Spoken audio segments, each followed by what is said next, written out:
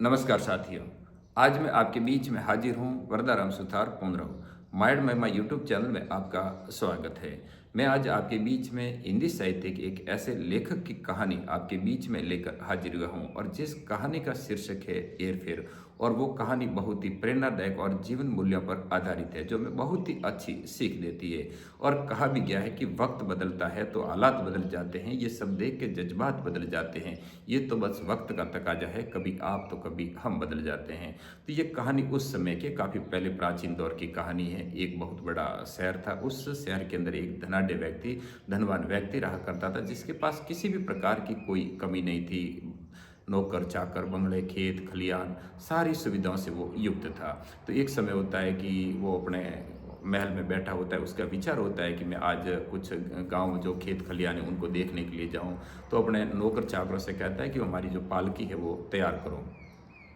शाम का वक्त होता है, वो सारे नौकर चाकर पालकी तैयार करते हैं, पूरा जुलूस निकलता है, वो पालकी के अंदर बैठता है। आगे दो चार होते हैं उसके जो नौकर चाकर, पीछे भी होते हैं, पूरा जमावड़ा उसमें पंखे जलाने वाले, पूरा मतलब अपने शान शौकत से किसी भी प्रकार की कोई कमी नहीं। इस प्रकार से शाम के वक्त जब वो अपने महल से निकलता है, तो जब गांव से मतलब शहर से थोड़ा दूर निकलता है तो उस समय होता क्या है कि एक मजदूर होता है।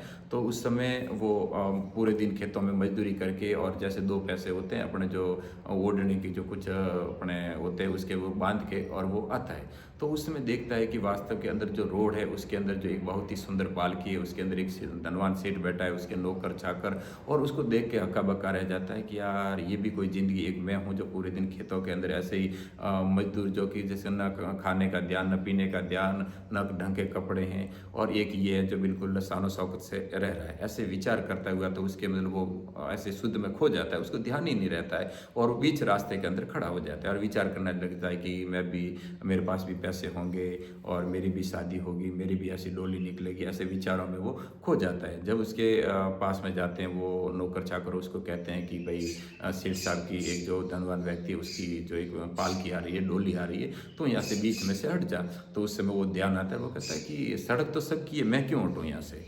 तो ऐसे करके वो अड़ जाता है कि भाई सड़क है वो सबकी है, आपकी भी है, मेरी भी, मैं भी क्यों हटूँ, मैं भी मेरे खड़ा हूँ यहाँ पे। तो ये जब जाके उसको, उस मालिक को कहते हैं कि भाई एक मजदूर है बीच में खड़ा है जिसके कारण आपकी पालकी रुक गई। तो उसको क्रोध आता है कि यार ऐसा कैसा मजदूर जो कि हमारा रास्ता रोके। तो भगवान से कहता है कि हे भगवान, ये मजदूर और ये जो ऐसे गरीब लोग ये क्यों पैदा किए, कि ऐसे ही पैदा होकर हमारे जो कुछ रास्ते हैं उसमें हम चलते तो हमारे बीच में बाधा बने। तो उसने कहा उसको कि मार पीट के यहाँ से भगा दो। तो उसमें जैसे ही उसने कहा तो वो नौकर चाकर थे उसके, उस सेठ जी के, तो उन्होंने क्या किया कि उसको मारा पीटा, घायल करके पास में जो झोंक मतलब झाड़ियाँ थी उस झाड़ियों के अंदर उसको फेंक दिया।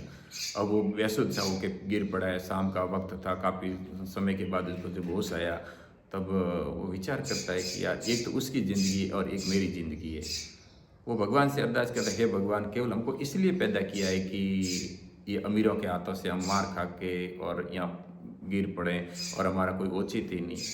ऐसे करके फिर वो जैसे तैसे करके अपने घर जाता है और उसके मन के अंदर एक ही विचार ठन जाता है कि मैं भी अपने जीवन में कुछ करके दिखाऊं। और उसी दिन से फिर वो अपने धुन में लग जाता है और रात दिन मेहनत करता है, पसीने रात दिन इतनी मेहनत करता है, पूरे सारे जितने भी जो हथकंडे वो अपना लेता है और फिर वो धन जोड़ने की जुगत में रहता है। और एक समय ऐसा आता है कि उसके पास धन काफ़ी हो जाता है, अपने लिए मकान बनाता है, खेत खलियान, घोड़े बंगले और सारी की सारी सुविधाओं से वो युक्त हो जाता है। और फिर एक समय वापस वही समय आता है कि एक बार मतलब इस नौकरों से कहता है कि मेरी पालकी तैयार करो, आज अपन थोड़े घूमने के लिए निकलते हैं। और नौकर चाकर उसकी पालकी तैयार करते हैं और जिस जगह पर जो पहले की जो घटना घटी थी उसी जगह पर वो जाते हैं। शाम का वक्त होता है और आराम से बैठा है, मतलब इसमें ठंडी ठंडी हवा आ रही है, कुछ पंखे चल रहे हैं और किसी भी प्रकार की उसकी कोई बाधा नहीं है। और थोड़ी हल्की सी उसको जैसे यूँ नींद भी आ रही है और अचानक उसकी पालकी रुक जाती है। अपने नौकरों से कहता है कि पालकी रुकी क्यों है। तब नौकर कहते हैं कि बीच में जो कुछ गरीब लोग हैं उनकी जो बारात है वो बीच में आ गई, जिसके कारण अपनी पालकी रोकी गई है। तो फिर वापस वही जो एक समय था कि उस समय जिसको मार पीट के एक साइड डाला गया था, वापस वो विचार करता है कि यार ये जो गरीब लोग हैं ये वापस से हमारा रास्ता रोकने के लिए पैदा हुए हैं क्या, इनका कोई दूसरा काम नहीं है। भगवान से कहता है कि ये इनको क्यों पैदा किया, केवल हमारा रास्ता रोके, हम हमारा समय बर्बाद करें। तो उन नौकर से कहा कि उनको मार पीट के भगा दो, तो वो थोड़ी संख्या में ज़्यादा थे, तो थोड़ी अस्त व्यस्त मतलब समय भी लग गया, तो उसका थोड़ा दिमाग खराब हो गया। उसने करने लगा कि थोड़ा मेरे को रेस्ट करने दो, पालकी नीचे उतारी और वो ही जगह कि जिस जगह पर आज से थोड़े लगभग 10-15 साल पहले भी हो सकते, उस समय उसको वहाँ पर बिठाया, वो जो मतलब पड़ा, वो झाड़ियों के अंदर, उसको होश भी नहीं था, तो वहाँ पर उसके कुछ गलीचे वगैरह बिछा के और उसको बिठाया। अब जैसे वहाँ पे बैठा तो उसको चिर परिचित लगा कि यार ये तो वो जगह है कि जिस समय मेरे पूर्व जन्म भी हो सकती है या काफ़ी समय पहले बचपन की हो सकती है कि मैं यहाँ कभी बैठा हुआ हूँ। और फिर वापस वो बैठा बैठा विचार करता है कि यार ये गरीब लोग हैं, ये भगवान ने क्यों पैदा किए, क्या इसीलिए कि हमारा रास्ता रोके। पर बात ये है कि वही व्यक्ति जिस समय गरीब था और अमीरों को ऐसे कह रहा था कि, और भगवान को कह रहा था कि हे भगवान, हम अमीरों के आगे कुछ नहीं है, हमको केवल इसलिए पैदा किया ताकि हम फुटपाथों पे उनके मार खा के और मर जाएं। और जब उसके पास में पैसा आया तो वो ही वापस कह रहा है उन गरीबों को। तो कहने का मतलब ये है कि आज के समय के अंदर कि जिनके पास में 2 पैसे हो जाते हैं तो वो अपने को भगवान मानना शुरू कर देते हैं। बाकी वक्त सबका आता है, किसी को छोड़ता नहीं, न्याय सबके साथ में करता है।